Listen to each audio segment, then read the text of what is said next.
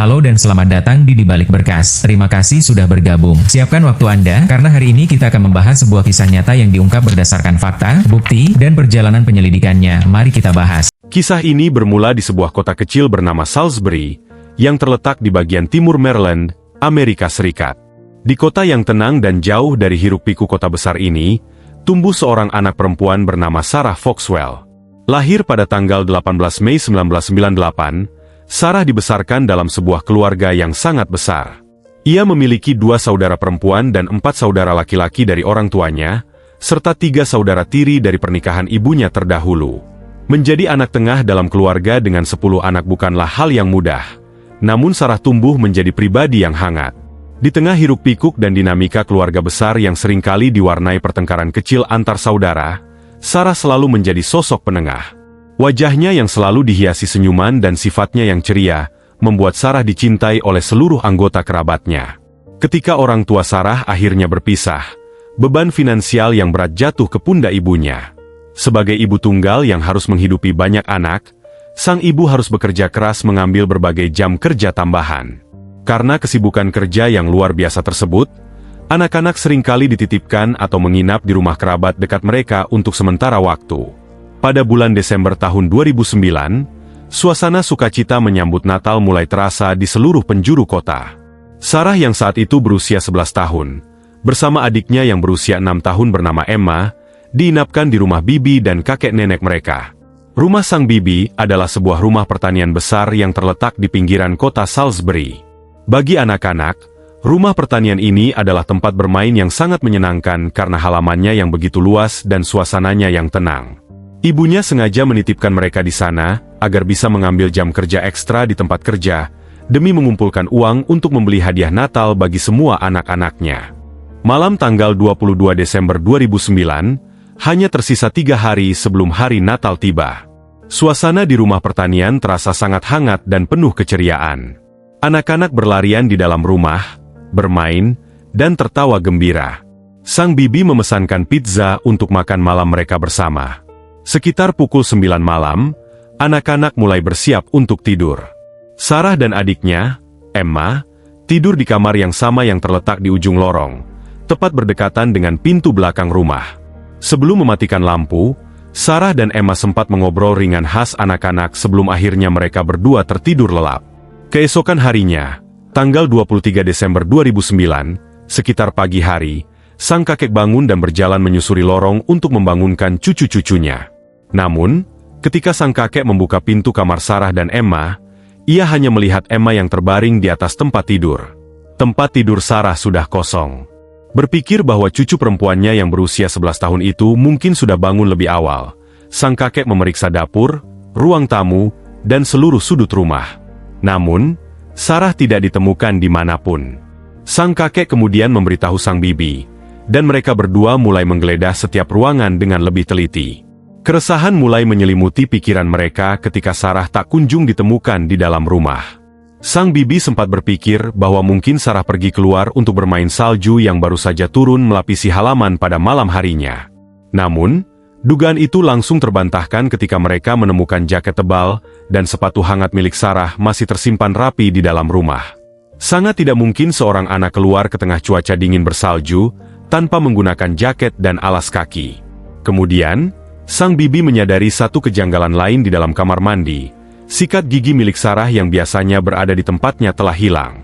Mengetahui ada yang tidak beres, sang bibi segera menghubungi ibu Sarah. Sang ibu langsung bergegas datang ke lokasi, dan tanpa membuang waktu, mereka segera menghubungi pihak kepolisian setempat. Petugas kepolisian dari Wicomico County tiba di lokasi kejadian, hanya dalam hitungan menit, dan langsung mengamankan area rumah pertanian tersebut. Pihak kepolisian mulai menanyai sang bibi mengenai prosedur keamanan rumah. Sang bibi menegaskan bahwa ia selalu memeriksa seluruh kunci pintu dan jendela setiap malam sebelum tidur, dan ia memastikan telah mengunci semuanya pada malam sebelum kejadian. Namun, ketika petugas memeriksa pintu belakang rumah yang berada tepat di dekat kamar tidur Sarah, gagang pintu tersebut ternyata bisa diputar dan terbuka dengan mudah. Sang bibi bersumpah bahwa pintu itu telah dikunci. Ketika ditanya mengenai kunci cadangan, sang bibi teringat bahwa mereka menyembunyikan sebuah kunci cadangan di luar dekat pintu masuk. Saat tempat penyimpanan kunci cadangan itu diperiksa, kunci tersebut telah lenyap. Fakta ini mengarahkan dugaan kuat para penyidik pada skenario penculikan yang direncanakan. Fakta bahwa pelaku mengetahui posisi kunci cadangan mengindikasikan bahwa orang yang masuk rumah tersebut sangat mengenal tata letak dan kebiasaan keluarga ini. Kejanggalan lain yang menguatkan teori ini adalah perilaku anjing penjaga keluarga. Anjing yang biasanya selalu menggonggong keras setiap kali ada orang asing mendekati rumah, malam itu sama sekali tidak bersuara. Ditambah lagi dengan hilangnya sikat gigi Sarah, polisi mulai merancang profil kejadian. Pelaku tampaknya berniat membawa pergi Sarah dan menahannya dalam jangka waktu tertentu, sehingga membawa barang kebersihan pribadi korban. Penyelidikan berskala besar langsung diluncurkan hari itu juga. Berita tentang hilangnya Sarah Foxwell menyebar luas dengan cepat melalui media lokal. Masyarakat setempat yang tergerak hati nuraninya mulai mendatangi kantor polisi untuk menawarkan bantuan.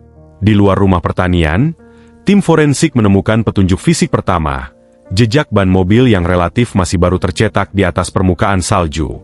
Di depan rumah. Mengingat semua pakaian hangat Sarah tertinggal di dalam rumah, hampir dipastikan bahwa pelaku membawa Sarah pergi menggunakan kendaraan, bukan berjalan kaki.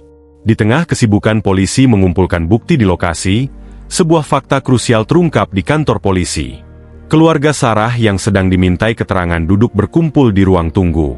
Tiba-tiba, Emma, adik Sarah yang masih berusia 6 tahun, menarik-narik ujung lengan baju neneknya. Dengan suara berbisik dan penuh ketakutan, Emma berbisik bahwa ia memiliki sebuah rahasia.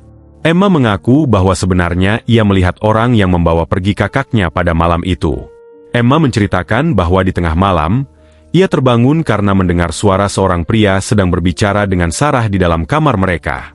Emma yang masih kecil merasa sangat ketakutan dan tidak mengerti apa yang sedang terjadi, sehingga ia memutuskan untuk memejamkan mata dan berpura-pura tidur nyenyak. Dari balik celak matanya, Emma melihat pria tersebut berjalan keluar kamar sambil membawa Sarah. Yang membuat seluruh keluarga terperanjat adalah ketika Emma menyebutkan nama pria tersebut. Ia memanggilnya Mr. Tommy. Para orang dewasa di ruangan itu langsung menyadari siapa yang dimaksud oleh Emma. Mr. Tommy adalah Thomas Lex Jr., seorang pria berusia 30 tahun yang merupakan mantan kekasih dari bibi Sarah. Meskipun hubungan asmara antara Thomas Lex dan sang bibi telah berakhir beberapa bulan sebelumnya, selama masa berpacaran Thomas sering menghabiskan waktu di rumah pertanian tersebut dan sangat dikenal oleh anak-anak. Pihak kepolisian Salisbury sebenarnya sudah sangat tidak asing dengan nama Thomas Lex Jr. Pria ini memiliki rekam jejak kriminal yang sangat panjang dan kelam, khususnya yang melibatkan kekerasan terhadap perempuan dan anak di bawah umur. Catatan kejahatannya dimulai sejak ia berusia 18 tahun, ketika ia dipenjara karena melakukan penganiayaan terhadap seorang anak perempuan berusia 12 tahun. Saat itu ia dijatuhi hukuman 4 tahun penjara, namun dibebaskan lebih awal hanya setelah menjalani hukuman beberapa bulan. Tak lama setelah dibebaskan, Thomas kembali ditangkap dan dijatuhi hukuman 7 tahun penjara atas kasus penganiayaan terhadap anak di bawah umur lainnya. Lagi-lagi, sistem peradilan memberinya pembebasan bersyarat lebih awal, setelah ia hanya menjalani masa kurungan selama 6 bulan dengan alasan berkelakuan baik. Rentetan kejahatannya tidak berhenti di situ. Thomas kembali mendapatkan hukuman singkat selama 6 bulan atas kasus penganiayaan lainnya. Bahkan, pada hari ketika istrinya baru saja pulang dari rumah sakit membawa bayi perempuan mereka yang baru lahir, Thomas berusaha melakukan serangan seksual terhadap anak perempuan lain. Kejadian itu membuat istrinya memilih untuk bercerai dan mengajukan perintah perlindungan, restraining order, karena Thomas sempat mengancam akan membunuh sang istri dan bayi mereka. Kejadian mengerikan lainnya melibatkan seorang tetangga baru. Seorang wanita dan anak perempuannya yang masih kecil baru saja pindah ke lingkungan tempat tinggal Thomas. Suatu hari, ketika anak perempuan itu sedang duduk di teras rumah bersama temannya, Thomas menghampiri mereka. Dengan santai Thomas mengatakan bahwa ia telah memperhatikan anak itu bermain di halaman, dan memanggilnya dengan sebutan yang tidak pantas. Thomas kemudian mengambil sebatang kayu dan memukuli anak tersebut. Anak itu lari ke dalam rumah dan melaporkan kejadian itu kepada ibunya. Sang ibu yang melihat wajah Thomas melalui jendela, segera menyadari siapa pria tersebut. Anak itu lari ke dalam rumah dan melaporkan kejadian itu kepada ibunya. Sang ibu yang melihat wajah Thomas melalui jendela segera menyadari siapa pria tersebut. Karena sebelum pindah ke rumah baru itu, sang ibu telah memeriksa daftar pendaftaran pelaku kejahatan seksual di wilayah tersebut dan melihat foto Thomas. Kasus pemukulan tersebut dibawa ke pengadilan, namun Thomas kembali berhasil lolos dari hukuman berat. Sebelum persidangan dimulai, pihak penuntut meminta sang ibu untuk tidak menyebutkan fakta bahwa Thomas terdaftar sebagai pelaku kejahatan seksual atau memiliki catatan kriminal lampau. Alasan hukum yang diberikan saat itu adalah kekhawatiran bahwa riwayat masa lalu Thomas akan menimbulkan prasangka di mata juri yang berpotensi menyebabkan putusan tidak adil bagi terdakwa. Akibat celah hukum ini, Thomas bebas dari konsekuensi hukuman. Bahkan hanya beberapa bulan sebelum peristiwa hilangnya Sarah Foxwell, Thomas Legs kembali berurusan dengan hukum. Ia ditangkap setelah membobol masuk ke dalam kamar tidur seorang wanita berusia 24 tahun di tengah malam. Pria itu menanggalkan pakaiannya dan melakukan tindakan tidak senonoh tepat di samping tempat tidur wanita yang terbangun ketakutan tersebut. Setelah ditangkap atas kasus pembobolan dan pelecehan itu, Thomas justru dibebaskan kembali ke masyarakat dengan jaminan uang, bail. Saat Thomas berpacaran dengan Bibi Sarah, ia awalnya berhasil menyembunyikan riwayat kriminalnya yang kelam. Ketika sang bibi akhirnya mengetahui latar belakang tersebut dari sumber lain, Thomas dengan lihainya berhasil meyakinkan sang bibi bahwa semua tuduhan masa lalunya adalah fitnah dan kebohongan semata. Setelah Sarah menghilang, keluarga teringat kembali satu detail yang sebelumnya tidak dihiraukan.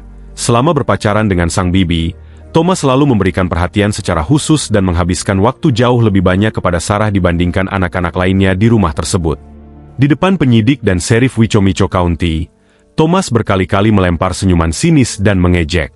Polisi merasakan bahwa Thomas merasa telah melakukan kejahatan yang sempurna dan percaya bahwa polisi tidak akan mampu membuktikan kesalahannya. Thomas juga mengajukan alibi. Ia mengklaim bahwa pada malam kejadian, ia berada di sebuah kedai minuman, bar, bersama temannya hingga larut malam. Penyidik segera memverifikasi alibi tersebut. Pihak bar mengonfirmasi bahwa Thomas memang terlihat di sana malam itu. Namun, alibi tersebut memiliki celah waktu yang sangat fatal. Thomas diketahui meninggalkan bar sekitar pukul 1 dini hari, dan sejak saat itu hingga pukul 7 pagi, tidak ada seorang pun, termasuk orang tuanya, yang melihat keberadaan Thomas. Dari pemeriksaan riwayat telepon genggamnya, terungkap pula bahwa pada rentang jam tersebut, Thomas sempat mengirimkan pesan singkat ke beberapa wanita untuk mengajak bertemu di tengah malam, namun semua ajakan tersebut ditolak. Meski Thomas terus membisu dan membantah, polisi memfokuskan segala sumber daya untuk menemukan Sarah dengan harapan anak tersebut masih dalam keadaan hidup. Polisi menyita truk pickup milik Thomas untuk diperiksa oleh tim forensik. Dari dalam truk pickup tersebut, para ahli forensik menemukan bukti-bukti kunci yang sangat krusial. Sikat gigi berwarna hijau milik Sarah yang hilang dari kamar mandi rumah pertanian. Sebuah permen lollipop berukuran besar, yang diduga kuat digunakan Thomas untuk memancing Sarah agar mau ikut ke dalam mobil tanpa berteriak. Jejak alur ban truk pickup Thomas yang terbukti cocok secara presisi dengan cetakan jejak ban di atas salju di depan rumah korban. Temuan sikat gigi dan jejak ban ini mematahkan kebohongan Thomas, yang sebelumnya bersumpah kepada penyidik bahwa ia tidak pernah mendatangi atau melintasi rumah pertanian mantan kekasihnya itu selama lebih dari 1 bulan terakhir. Pencarian besar-besaran terus berlanjut di luar gedung pemeriksaan. Ratusan personel polisi dari berbagai distrik, dibantu oleh gabungan tim penyelamat dan anjing pelacak, K9, menyisir radius puluhan mil. Mereka menggeledah bangunan-bangunan tua yang terbengkalai, kawasan hutan lebat, jurang, hingga pemetaan area perairan. Helikopter kepolisian dikerahkan untuk memindai wilayah dari udara. Dukungan dari masyarakat lokal berkembang menjadi sebuah aksi solidaritas yang luar biasa. Warga sipil dari berbagai penjuru daerah berdatangan ke markas kepolisian untuk mendaftarkan diri sebagai relawan pencari. Cuaca dingin yang ekstrim dan mendekatnya hari Natal tidak memadamkan semangat mereka. Karena jumlah relawan yang melonjak hingga mencapai 3.000 orang, ruang markas kepolisian tidak lagi mampu menampung massa. Serif akhirnya memutuskan untuk memindahkan pusat komando dan koordinasi pencarian ke sebuah stadion bisbol lokal yang berukuran besar. Di stadium tersebut, suasana kemanusiaan sangat terasa. Anak-anak dan remaja ikut serta membantu membagikan teh hangat, air minum, dan makanan bagi para petugas serta relawan yang baru saja kembali dari lapangan dalam kondisi kedinginan. Semua orang disatukan oleh satu harapan yang sama, membawa pulang Sarah Foxwell dalam keadaan selamat sebelum hari Natal. Di laboratorium forensik, bukti teknis tambahan kembali ditemukan. Saat Thomas pertama kali ditangkap, polisi menyita seluruh pakaian yang mengenakannya untuk diperiksa di bawah mikroskop. Hasil analisis laboratorium menemukan jejak DNA asing pada pakaian dalam milik Thomas Leggs. Ketika sampel DNA tersebut dicocokkan dengan profil DNA Sarah yang diambil dari barang-barang pribadinya di rumah, hasilnya menunjukkan pencocokan sempurna. Temuan DNA pada pakaian dalam tersangka ini mengarahkan tim penyidik pada kesimpulan yang sangat mengerikan. Thomas telah melakukan kejahatan seksual terhadap korban setelah menculiknya. Pada tanggal 25 Desember 2009, pagi hari Natal, pencarian memasuki hari ketiga. Ribuan relawan kembali turun ke lapangan di tengah cuaca dingin yang menusuk tulang. Pada hari yang sama, penyidik kepolisian akhirnya berhasil memperoleh data sinyal seluler, cell tower triangulation, dari penyedia layanan telepon Thomas pada malam kejadian. Meskipun data GPS tidak memberikan koordinat titik yang pasti, data pemancar sinyal menunjukkan bahwa pada malam penculikan, ponsel Thomas terhubung ke 3 menara pemancar tertentu. Dengan menghubungkan garis sinyal dari ketiga menara tersebut, polisi berhasil memetakan sebuah area berbentuk segitiga yang menjadi fokus utama keberadaan Thomas malam itu. Area tersebut berjarak sekitar 8 mil dari rumah pertanian Bibi Sarah, berada tepat di kawasan perbatasan wilayah Maryland dan Delaware yang didominasi oleh hutan lebat dan semak belukar. Pusat pencarian langsung dialihkan secara masif ke area segitiga tersebut. Ratusan personel dan relawan menyisir setiap meter kawasan hutan, berharap ada keajaiban Natal. Namun, keajaiban yang diharapkan berubah menjadi kenyataan yang sangat memilukan. Sekitar pukul 16 sore di hari Natal, tim pencari menemukan tubuh Sarah Foxwell terbaring di atas tanah di dalam hutan, tidak jauh dari garis perbatasan yang sepi. Korban ditemukan dalam posisi terlentang dengan kedua lengannya terangkat ke atas menunjuk ke arah langit. Pemeriksaan autopsi yang dilakukan oleh tim medis forensik mengungkap kekejaman luar biasa yang dialami oleh anak berusia 11 tahun tersebut. Hasil pemeriksaan mengonfirmasi bahwa korban telah mengalami kekerasan seksual secara brutal. Di leher korban terdapat bekas-bekas pemicuan pencerikan atau pencekikan, namun pelaku gagal merenggut nyawanya melalui cara tersebut. Dalam saluran pernapasan dan paru-paru Sarah, tim medis menemukan endapan lumpur dan tanah, yang mengindikasikan bahwa pelaku sempat berusaha menenggelamkan wajah korban ke dalam kubangan air atau lumpur hingga korban pingsan. Tindakan keji pelaku tidak berhenti di situ. Dokter forensik menemukan luka bakar yang sangat parah di tubuh korban. Diduga kuat, setelah membuat korban pingsan di dalam hutan, pelaku meninggalkan korban sejenak untuk mengambil bahan bakar minyak, bensin, lalu kembali ke lokasi untuk menyiram dan membakar tubuh Sarah. Penemuan jelaga dan bekas asap di dalam paru-paru Sarah membuktikan fakta mengerikan. Sarah masih bernapas dan hidup ketika tubuhnya dibakar oleh pelaku. Posisi kedua lengan korban yang terangkat ke atas menunjuk ke langit merupakan efek spasme otot, pugilistik sikap cadaveric spas, yang terjadi akibat paparan suhu panas ekstrim pada jaringan otot saat seseorang terbakar. Tingkat kekejaman yang tak terbayangkan ini menguncang emosi seluruh tim penyidik dan masyarakat Maryland. Keinginan polisi dan jaksa penuntut umum kini terfokus pada satu tujuan utama, menyeret Thomas Leggs Jr. ke meja hijau dan memastikan ia dijatuhi hukuman mati. Meskipun Thomas tetap membisu dan menolak mengaku, tumpukan bukti fisik yang mengarah padanya sangat tak terbantahkan. Selain bukti sikat gigi, jejak ban, dan DNA pada pakaian dalam, tim forensik juga berhasil menemukan beberapa helai rambut milik Sarah serta serat kain dari pakaian tidur, piyama, yang dikenakan Sarah malam itu di atas jok kursi depan truk pickup milik Thomas. Bukti-bukti ilmiah ini secara mutlak menutup peluang bagi Thomas untuk membebaskan diri dari jerat hukum. Proses hukum menuju persidangan memakan waktu lebih dari 1 tahun. Namun, sebelum persidangan resmi dibuka pada awal tahun 2011, pihak kejaksaan membuat keputusan strategis dengan menawarkan kesepakatan pengakuan bersalah, plea bargain, kepada Thomas Leggs. Di bawah ketentuan kesepakatan ini, Thomas harus mengakui secara resmi seluruh perbuatannya atas pembunuhan dan penculikan Sarah Foxwell. Sebagai imbalannya, Thomas akan dijatuhi hukuman penjara seumur hidup tanpa hak pembebasan bersyarat, life sentence without parole, alih-alih hukuman mati. Keputusan kejaksaan untuk tidak menuntut hukuman mati sempat menuai kekecewaan dan kontroversi di tengah masyarakat yang marah. Namun, pihak jaksa penuntut umum memiliki pertimbangan hukum dan kemanusiaan yang sangat kuat. Pertimbangan psikologi saksi kunci, Jika kasus ini bergulir ke persidangan hukuman mati yang panjang dan rumit, adik korban, Emma, yang saat itu baru berusia 78 tahun, harus hadir berulang kali di ruang sidang untuk bersaksi dan berhadapan langsung dengan pembunuh kakaknya. Trauma psikologis yang dialami Emma akibat peristiwa penculikan tersebut sudah sangat berat, dan memaksa anak sekecil itu bersaksi di pengadilan dikhawatirkan akan merusak mentalnya secara permanen. Kepastian hukuman. Proses hukum untuk vonis hukuman mati di Amerika Serikat melibatkan tingkat banding yang sangat panjang dan memakan waktu berdekade-dekade. Jika terjadi kesalahan prosedur sekecil apapun selama persidangan, pengacara Thomas bisa memanfaatkan celah hukum untuk membatalkan vonis atau bahkan membuka peluang pembebasan di masa depan. Sikap politik gubernur. Pada masa itu, Gubernur Maryland sedang mendorong penghapusan hukuman mati di negara bagian tersebut, sehingga peluang untuk mengeksekusi mati terdakwa secara real sangat kecil. Dengan menerima kesepakatan penjara seumur hidup tanpa parole, kepastian bahwa Thomas Leggs Jr. akan mengurung dirinya di balik jeruji besi hingga tewas menjadi 100% mutlak tanpa ada celah hukum untuk keluar. Thomas Leggs akhirnya menerima kesepakatan tersebut. Di hadapan penyidik dan hakim, ia akhirnya memberikan pengakuan secara mendetail.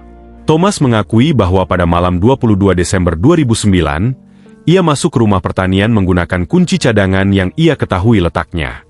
Ia membujuk Sarah untuk keluar dari rumah secara diam-diam dengan iming-iming permen lollipop, membawanya ke dalam truk pickup, melakukan pelecehan seksual, hingga akhirnya membunuhnya secara keji di dalam hutan perbatasan.